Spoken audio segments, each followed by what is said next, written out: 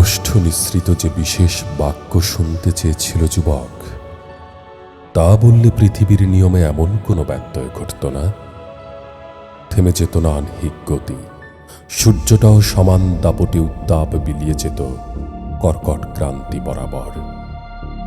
থেমে যেত না বাজারে করটির কোলাহল, বাতাসে সীসার মাত্রা 483 ন্যানোগ্রামেই ঝুলে থাকত। সুপার শপে ফরমালিন দেয়া মাছ, কার্বাইডের ফল, ক্লিনিকে হাসপাতালে ভ্রূণ হত্যা একই থাকত। পার্কের পতিতাও ঘাম মুছে বুঝে নিত শরীরের দাম। বিষাদে মাখাই ধূসর নগরীর কিছুই বদলাত না। কর্পোরেট হাসি, উপচানো মদের পেয়ালা, মুখের অ্যালগোরিদম যেত বদলে নিকোটিনে। ঘুষের অঙ্কটাও নির্ধারিত হতো চড়া দামে। বাংলাদেশ ব্যাংকের রিজার্ভ চুরি হতো সমান তালে।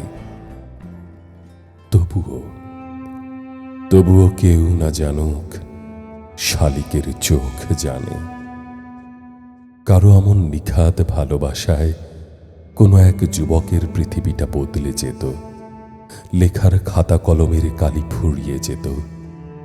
শহরের পাঁচিল রাজপথ ভরে যেত কবিতার মাতাল ছন্দে। মানুষের জীবন তো থিওরেম নয় যে তাকে বুঝতে হবে sine theta, cos theta, root ওভারের মার প্যাঁচে। বিপন্ন যুবক কখনো জানতো না শুধু ভালোবাসলেই কাউকে পাওয়া যায় না।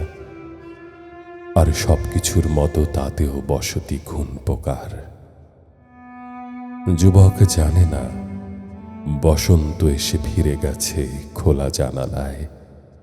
যুবক বুঝতেও পারেনি কাল বৈশাখীর তীব্র ছোবল মনের দুয়ারে আঘাত হেনে বলে গেছে ফিস ফিস। সে আসলে কোনো দিনই তার ছিল না।